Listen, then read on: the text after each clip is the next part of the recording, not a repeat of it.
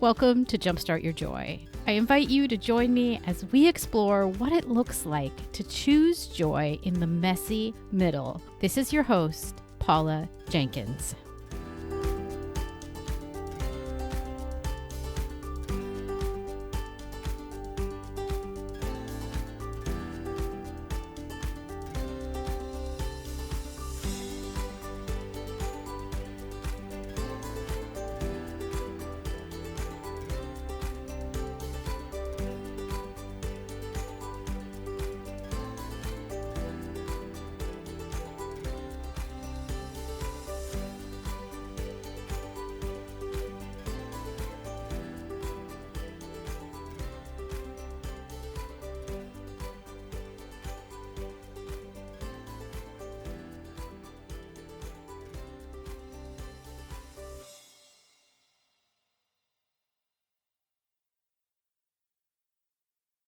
Welcome to the show this week. I am so excited to have Heather Chauvin back for her second visit. And she's coming out with a brand new book next week called Dying to Be a Good Mother. Welcome to the show, Heather. Paula, I'm so excited to be here. Thank you. Yes, it's a real treat. Well, the first thing, and you answered this last time, but let's do it again because it's always a lot of fun. It's only been a few years. Maybe people remember that conversation. Right. I like to ask people, what were their earliest sparks of joy? What do you think of when that phrase comes up for you? Honestly, and I don't even remember if you did ask me this, what I said. But the first sparks of joy probably weren't when I thought they were. Like when I look back at my childhood, I don't really feel joy. Like I don't think of a joyful childhood or things that bring me joy. Maybe it's because it's closer, but just actively seeking out joy as an adult. Now it's like being able to sit and drink like a cup of coffee and like watching my kids play and being able to feel the joy and the gratitude. Like that to me is just absolutely priceless. But I feel like my relationship with joy has definitely changed over the years. Yeah, I love that answer. And I think it's interesting because as I'm also a mother and I have a 10-year-old, and it does, I think there is something there about learning to appreciate what is joyful now, but also how it once you become a mother, it does change how you even see your own childhood in a way. I think you just cracked open a whole can of worms for me. And I'll just be thinking about this all day around like the evolution of joy, because you do need to, it does shift after motherhood and really being able to redefine it for yourself. I'm getting goosebumps, and it ties in so beautifully with your journey as well. And that's kind of what your book is about. Would you like to share a little bit about that with us? 7 years ago, I was diagnosed with a stage 4 cancer. It was a rapid, what they call it, Burkitt's lymphoma. And it was just these tumors growing in my abdomen. And I just thought I was swollen. I remember just neglecting myself to the point where joy could not even seep into my bones. I wouldn't even allow it anywhere near me, right? Because I had the belief that I had to suffer and things needed to be hard in order for me to be perceived as a good mother in the world. And I was still running my business. It was very child focused. So I have a social work background, and the pain point that I was solving for parents was children's behavior. And so they would come to me, we would talk about the behavior, dissect the behavior, give tools and strategies. And I put everything into my clients. I put everything into my mothering. I put everything into everybody else, and literally inside my body was deteriorating until it just kind of stopped on me. And I went to the hospital and they diagnosed me almost immediately with cancer. We didn't know what kind. And there was this weird moment, Paula, where they said, Heather, based on your CT and your blood work, we know you have cancer and your age. We just don't know what kind. And my first thought or reaction was, I already knew this. I already knew I was sick. It was like my intuition was trying to get my energy and attention the whole time. And yet there I was, not able to stop and listen and trust myself. So I operated from this place of go, go, go, more, achieve, achieve, achieve, and being the smart, using air quotes, intellectual, intelligent woman, all the things. I hired help. I hired mentorship. I read the books. I listened to the YouTube videos. I listened to the podcast, and it was hard work. Hard work. You want something, you got to go for it. Wake up early. If you got to work after the kids go to bed, do that. And no one was teaching, like, hey, you can be the mother you want to be. And you can also go after your dreams. You don't need to shove the whole cookie in your mouth all at once. Let's take little tiny bites. Mhm. Um, and yeah, so I stopped and completely realigned how I was showing up in every aspect of my life. And I am I'm healthier, more successful, happier, in alignment, content than I've ever been in my entire life. So amazing. Well, and there's so many pieces there that like one, the intuition and trusting yourself and knowing that you were sick, like that's an incredible moment. I'm recalling a moment back when my son was born where they wanted to do a procedure on him right after he was born and I'm like, Yeah. no. Like that's not what's needed here. And it took a lot of strength to vocalize that and to say that out loud because I was also just out of labor. But like um how have you found that you can lean into trusting that intuition? Because I feel like that's a muscle that maybe we don't Mhm. all trust or know about or have been taught to question or something. Can I just say that that takes it, it's almost like you go into this other realm, right? And Yes. this whole, like, we're limitless, our potential, and our bodies are very wise. Like, our bodies and our minds and our souls and our spirits, whatever you want to call it, that part of yourself that you can't explain is very, very wise. And for some reason, we disconnect ourselves from energy and disconnect ourselves from that voice, that like knowing, and then do the same thing for our bodies. Like, oh, didn't have time to eat or drink water today.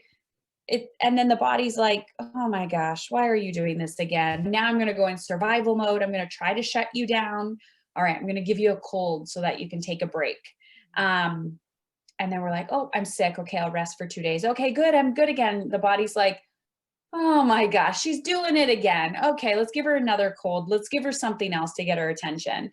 And but we also have to remember that we are powerful. We do need to remember that it is our birthright to feel good. We do need to remember these things. And I've been reflecting on this a lot as a white woman living in a privileged culture when I say I have a birthright to feel good. Here's my take on it. Yeah. I have the opportunity to feel good if I really try. Like, it's gonna be gritty, and I'm gonna piss some people off, but I have the opportunity to do that. So when I step into that space of I deserve to feel good and I'm done with the suffering and bullshit, what do?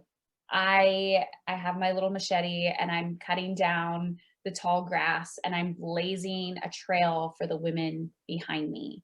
I'm raising 3 boys, so I'm not raising the next generation of women, but I'm raising boys who will understand what an empowered woman looks like. And then I'm also leading the way for maybe women who do not have the same opportunity that I do. And whatever it is, from the abundance or excess or impact that I can make with my message, with the money that I make, with my time, with my energy, with my voice, I can make a ripple effect for other people who maybe do not have the same opportunity as me right now to feel good. And we have to really rise above and to show up. So it is actually a act of courage Mhm. to say, no, no, thank you. I'm not going to do that. Deep, deep down, when we get quiet, there is this inner wisdom and knowing, and we have just been taught not to listen to it. And Yeah. so apparently it is a courageous act to say, one moment, sir, let me go back. When I was diagnosed with cancer, I had to be a health advocate for myself. And not only did I go, okay, you have cancer. Wow, you kind of secretly already knew that. But, when the doctor's like, we're going to do this, this, and, you know, I asked for a second opinion. I was misdiagnosed the first time, and I received feedback from, female family members that would say to me, do not question your doctor. And I would look at them and say, thank you for sharing. I'm going to do it anyways. And I got pushback, and I even got professional pushback, and I believe it saved my life. So you need to be able to say, thank you. I value your professional opinion. And what about this? And Right. it's a collaboration. You're co-creating constantly. Yeah. Yeah, that's super powerful. And for listeners, I recently had a doctor on, Dr. Amy Avazadeh, who's a fertility expert, but she talks about the same thing of like women often just know, like they know deep in their bones what's going on. And so she's an incredible physician in that she asks people, well, what do you think? What do you think's going on? Like, let's do this together. But I think what you just said is finding that doctor and finding someone who will do that co-creation with you of stepping into the space and listening completely to what you have to say. It can truly be life changing. I mean, that's the most important relationship if you've I got a had that. diagnosis. Yeah, go ahead. I had that on my team because I took a very integrative approach. And part of it was I had to surrender to Western medicine. I came from I drank the online Kool-Aid and did the wellness space, green juice, smoothies, yoga, you know, you manifested this somehow, and the shame and all of that. And then I'm like, okay, but you were also living in a crisis state, Heather. You didn't do the due diligence of actively trying to be proactive and live in a healthier, thrival state. So guess what? You don't really get to choose right now because knocking on death's door. Right. And so I did an integrative approach. And I remember having this naturopath who specialized in oncology. And, we worked with the other team and all of that. And every time I'd walk into her office, it was a different energy. There was a space of hope and possibility, and what feels good to you? What is your capacity? Kind of shifting the conversation. When you do this with your children as well, Yeah. you're giving them their power back. And that's what this is about is you are wise, you know what you need, and how can we do this together? Um, that's how you make magic happen. And you're also taking a lot of the internal pressure off yourself of like, I need to know everything. It's like, no, I'm willing to show up for you. We'll figure this out together. Yeah. Um, but I don't need to do the work for you necessarily.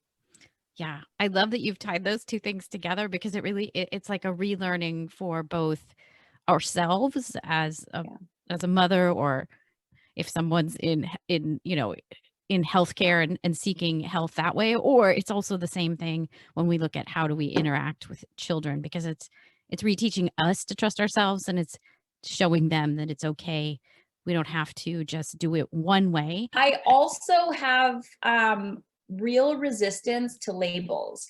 So when Mm, people and I talk about this in the book around like labeling our children and also ourselves, but when people say it's the I am statement, I am a rebel. I don't listen to anybody. Okay, great. But there's a shadow side to that too, right? Like if you're yes. trying to blaze your own path, you got to do that. But sometimes you're like getting so stuck in your own way, and people are like, I'm just going to sit over here, like waiting for you to show up. Like, I can see where you're getting stuck, and you're like, nope, nope, nope, nope, nope. So I used to be that way, and I had to surrender a little bit because we got to keep the good, but we also have to be very mindful of the shadow sides. And when it comes to parenting, I see a lot of times we're seeking that diagnosis, we're seeking that label. I'm like, and what? Like, what are you going to do after you get a diagnosis of what's going on with your child's behavior? Coming from the social work world, great. Now you have a diagnosis. Now you have a treatment plan. You can, play the system. but your child still doesn't know how to feel in control of their big emotions and you're reacting. What are you going to do about that? We talk with the zones, like the red, green, yellow zones of regulation. Could you talk through what those are and how they play out in your life or how you use them? There's so much shame in motherhood too, and judgment. And what I have found is, of course, we are our own worst critics, and the shame and the judgment is typically coming really strong from within, even though we may be judged or we are judged outwardly too. But I even just reflecting mistakes or when we do something we're not proud of, a simple "I'm sorry, let me try again" can go a long way with our children because I cannot recall once my parents saying that to me. And I mean, they came from a different time, right? Do as I say, not as I do, all of that, I'm the authority, whatever. And everyone's parenting is different. So when we explode or when we're yelling or when we're doing these things, we are in our red zone. Mhm. And then when we're feeling great, we are in our green zone. And then there's this messy middle, which is called yellow. And what I hear from people a lot is I go from green to red, or my child goes from green to red. And the answer is no, they don't. There is a yellow. You just have to be mindful of it. And I truly believe this is where self awareness comes in. This is where living mindfully and intentionally and emotional intelligence starts to come in because when I'm about to lose my mind and I can only talk about myself, sometimes my yellow zone is a few days, right? Like you're starting to fall off the habits, you wait too long to eat, you're procrastinating, you're rushing out the door. And you have to be mindful of these things, but also watching how your body is physically reacting. So sometimes you're getting sweaty palms, sometimes your stomach, it's like the volcano is about to erupt. And it's been interesting to watch myself over the years of how I'm like going to the next level, next level, next level, because what used to drive me insane with my children no longer triggers me at all. Now it's kind of a language that we use in our house where my husband will say, I'm pretty close to red, which means don't talk to me, or I'm just having an off day, or I'm feeling good, or I'm kind of in the yellow zone. And your children will use that too. And so my clients, and even just people who listen to my podcast or have read the book, will say things to me like, it's a communication now from small, small children where, Mom, I'm in my yellow zone, or Mom, I'm in my red zone. And people often are trying to solve problems in the red zone, which you can't. So if you've ever done this with a child or a partner and you're like, hey, let's talk about money, and the partner goes from green to red, that is your cue. Oh, I see you're not ready to have this conversation. We'll try again tomorrow. And I've shown this to parents many times when they're trying to communicate and create. I always say you have to live in alignment with how you want to feel. If you want to feel connected to another human, you're not going to argue with them. Oh, I don't like confrontation. I'm like, I never have confrontation. I've had to have uncomfortable conversations, but one, I don't wait until it's gone to the red zone. I'm like, oh, there's something that needs to be talked about. Let's talk about it today and say, hey, like this came up. And it's like in a gentle, loving way. There's no stickiness about it. But when you've waited too long, which is fine, we've all waited too long, and that person goes to the red zone, I just never try to solve problems in the red. So I say, oh, let's have this conversation tomorrow. Or if it's a small child and you're not talking to them about that, you're not trying to teach them about tying their shoes when they're in the middle of a tantrum. So, well, we have to stick with it. And I find we're so reactionary as humans, and especially as women and moms, we're not living proactive lives, we're living reactive lives. And then we're blaming our children for our red zones, and it's a different lifestyle. I mean, my whole brand is built off of motherhood, and I do not identify with the current motherhood culture, like at all. So when I go to a child's activity pre-COVID, when you can actually do that, and a woman is trying to connect with me around, she has children, I have children, and she's like, you must be so busy. Like she's trying to connect with me through exhaustion and red zone activities. You must be Yeah. so busy. And I'm like, I can't even connect with you on that level. Like, there is another way. Come over to my other Yeah. side. Recognizing when someone else is trying to connect with you on calling it the red zone or like anything that's even kind of controversial or that water cooler talk about how bad is it here at this workplace or like there is a mindful way of redirecting that. And I love that that's not a place that you are wanting to connect with people and that you can mindfully then I'm imagining because I've had people say that too. I mean, with a business and a kid and all that, like, "Oh, you must be so busy." And they kinda wanna hear the shock story of how bad it is or something. And I'm like, "Well, my life is very full." Yeah. Full, not busy. It's Yeah. full by choice. Yes, all of it by choice. Um, yeah, that's an interesting thing too. I wonder if some folks aren't really seeing where they've had a choice in all the decisions that have led them to, frankly, their own red zone, right? Like, where's Mhm. the accountability and ownership in what you're doing and how you could bring it back off of red? I also see that the red, yellow, green is a really lovely way of naming things for a family, especially if people are still quarantining or, in a space where things are hard right now. So this is a nice way of saying, "Hey, I'm in the red." Like that doesn't mean it's about you, other person. It Yeah. means that's where I am. And so I just need a little space. Um, yeah. And Mhm. let's just be very transparent around all of the articles that I'm seeing about how unsustainable this pandemic has been for women and Mhm. working women and mothers. And, people are like, oh, now more than ever, women are extra stressed. And it's like, no, no, no, we've always been stressed, but now there's extra pressure. Whether you're a corporate business owner, whatever that looks like, if you are living in a state of survival mode, so there's a little triangle that I talk about in the book. Survival, it's on my TEDx too. Survival, momentum, thrival, and then like this creative abundance state. Yeah. If almost every aspect of your life, your money, your time, your energy, your health, your relationships, your work are living in a state of survival mode, or your mentality, you are always feeling like never enough. Yeah. So when a pandemic hits and you're like, crap, I lost my job, or crap, I'm not getting clients, where are you in your financial state? Are you pulling your emergency fund out?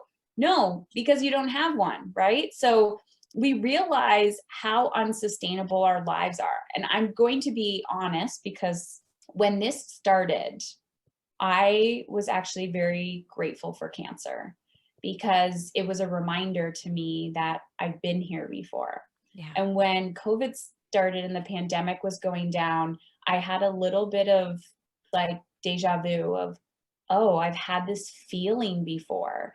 Yeah. And from, it's been almost 6 years of getting my shit together, right? Like Mhm. 6 years of looking at every area of my life that was no longer sustainable and trying to seal those energy leaks and really giving myself permission to step into who do I want to be? How do I want to feel? What do I want my financial situation to look like? How do I want my business to be structured? How do I want to parent? What's the connection I want? And getting everything, all my ducks in a row and doing the work for 6 years, I could sit back as a breadwinner and say, we're okay. We're Yeah. going to be okay. Everything is figure outable, but we have also prepared for this. And it was fascinating to see how unsustainable women are, one, being treated, and two, living their lives and not taking responsibility. And I walk that fine line between saying not taking responsibility and those opportunities not being granted to them. So I say to people, listen, what you do have control over, please try to control. And it's going to make you incredibly uncomfortable to say, nope, I don't have the capacity to do extra work just Yeah. because you are uncomfortable. We have to stop people pleasing. We have to look at our fears and say, I'm terrified I'm going to lose my job if I say no to this, but it's not in my job description. regardless if you have children or not, you deserve to feel good. You do not need to overcompensate because you have nobody to go home to. You deserve to get a good night's sleep. And we have to really implement those boundaries and take a stand for how we want to feel. Yeah. Yes.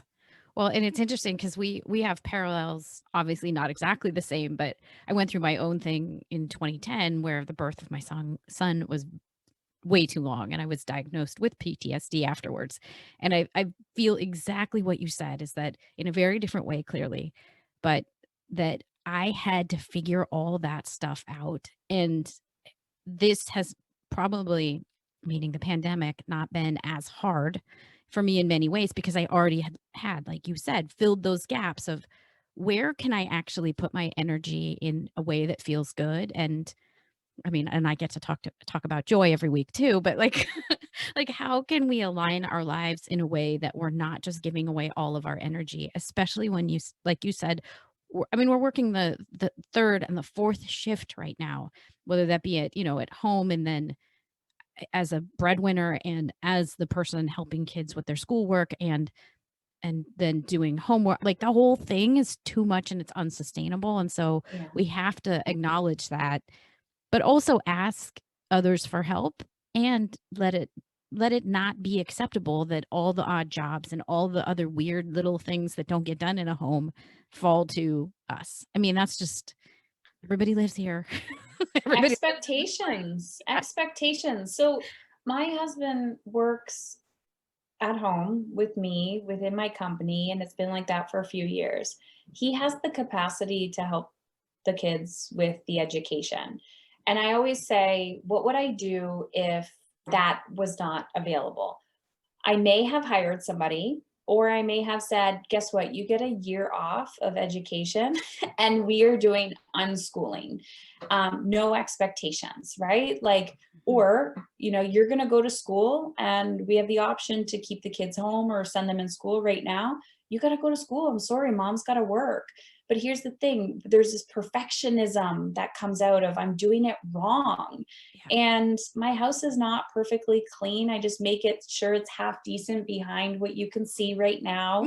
And then, Hence my ri- screen. Yes. exactly. And rising the kids to show up. Like, when you have a 16-year-old and they don't know how to do laundry yet or to make themselves a sandwich, I'm sorry, buddy, you're going to be really hungry. And we want to raise calm, confident, independent children, and yet they don't always know how to wipe their own ass because we are overcompensating.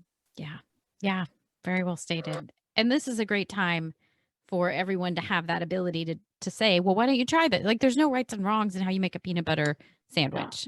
And here So we are overcompensating in the middle of a pandemic. Like the pandemic is our problem, meaning like we caused this. yeah. So, oh, we didn't cause it, but we're gonna take it all on, right? It's like, Yeah.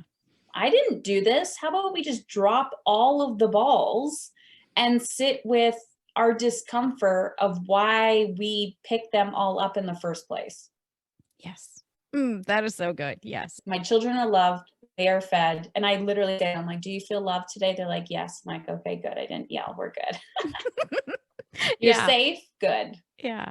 Well, and I love the idea of letting the balls drop, and then maybe some of them didn't ever need to be in the air anyway. Like, there's a whole bunch of stuff I bet we're doing that if we just let it go, everyone's still fine. Yeah, and I Yeah. love that idea of, like, what are the priorities for right now? And I named them for myself, which is kindness, I want structure, and I want a little bit of cleanliness. I love that you, brought up the messy middle because season 6 here on the podcast is all about how do we find joy in the messy middle, which is where we're Mm. at right now. And I don't know if you want to share some thoughts about that or kind of in the space of the yellow zone.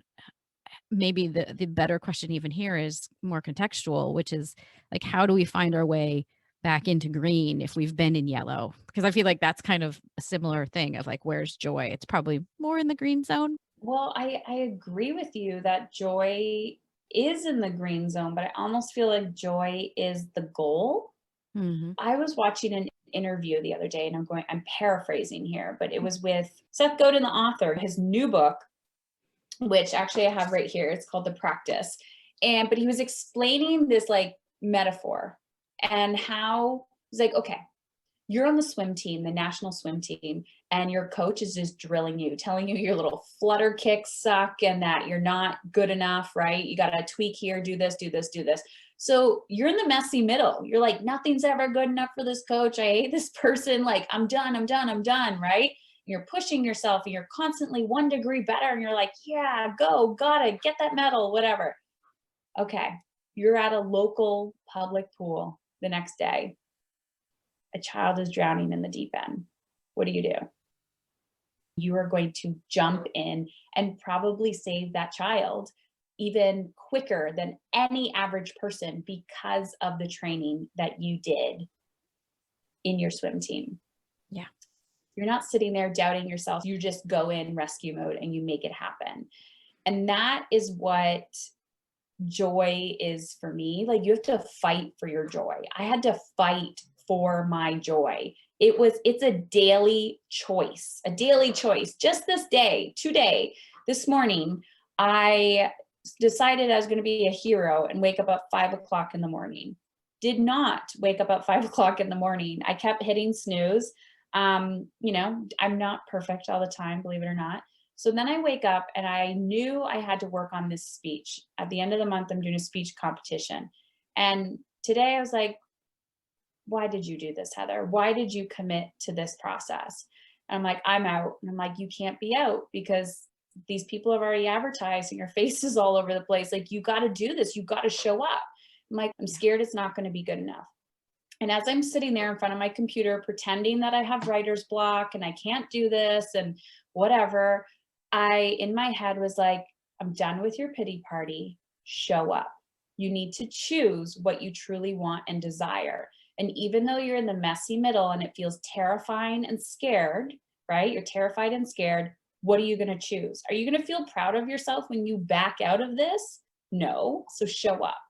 So then I said, okay, Heather, you're going to put on a timer for 20 minutes. You have 20 minutes to pretend that you can do this. And I showed up, and guess what? The floodgates opened and those 20 minutes were done. But I'm telling you right now, you have to choose. It is a moment, conscious, intentional decision. You do not just wake up in the morning and say, oh, I'm motivated. Oh, I'm inspired. Oh, joy is here today. Yeah. You got to seek that shit out. And it is an active practice. Oh, I fully agree. Amen there. Yeah, the cornerstone quote that has bubbled up and actually that kind of sits at the base of the show is all about joy being a choice and that we must keep choosing. And it's by Henry Nouwen, which he's a theologian. But I think it is so true. And I love the idea of just saying, I'm going to set this timer and 20 minutes, we're going to pretend that is who we are, and that we can do this because yeah, it's a process. And there have definitely been many things in the recent past, even today, probably that, yeah, I don't really want to do that, but I do really want to do that. And I think sitting with that discomfort and making the choice that aligns with joy is the way out, or is it the way to find joy in the messy middle for sure. Yeah. Yeah. Thank you. And then having grace with yourself Mm, when, you don't wake up at 5, but you yeah. kind of broke that promise to yourself. And I just find the recovery period is so much quicker when you're like, okay, that didn't happen today, but wow, 10 years ago, you would have never catched me out of bed before noon and I would have been lethargic all day and depressed and whatever, wherever you were. It's looking at evidence of how you are actually progressing. Mm, Because yes, if I you're like that. growing, it is not comfortable. Would you like to share how it is that you work with people if somebody wants to find you? And also, of course, where can we find your amazing book? Yeah, so my name, so Heather Chauvin, last name spelled CHAUVIN.com. You'll find everything, coaching, book. There's a book tab. And I truly believe it's about giving yourself permission to want what you want. And Dying to Be a Good Mother is a prescriptive memoir. And what that means is it's my story and it's not just my cancer story. I didn't want it to be a cancer story, but it comes together about how we're dying to be good in the world and how we can live to feel in alignment there's some strategy to take the next steps and to learn about how to manage your energy and not your time, and like the zones that we talked about. And I'm very active on Instagram as well. So my name, Heather Chauvin, and my podcast, Mom is in Control. I love it. I will link up to all of them. Thank you so much. Let's close this out with the last question that I ask everyone. And that is, what are 3 ways that you can think of to jumpstart joy in your life, in the world, or in other people's lives? Tell people, instead of saying I don't have time, say I don't have the capacity for that right now, but thank you. Pen and paper, write down, wouldn't it be nice? And then give yourself 5 minutes to just write down everything that your soul is craving. And number 3, lock yourself in the car or the bathroom and buy yourself some headphones, or earplugs. Earplugs are a secret parenting strategy to help you calm down your nervous system, so that you can be more present and not so triggered, and just give yourself that silent space. I love it very much. I especially like that writing prompt. Thank you very much. Yeah. Thanks so much for being on, Heather. It's been such a treat to get to catch up again. Thank you, Paula. Thank you so much for tuning into this conversation with Heather Chauvin and I. If you want to find out more about her book or order a copy for yourself, you can find a link to my episode notes in the comments just down below. If you like this conversation, please hit that subscribe button and leave a comment below. I would love to hear what you think, and I hope that your day is filled with so much joy.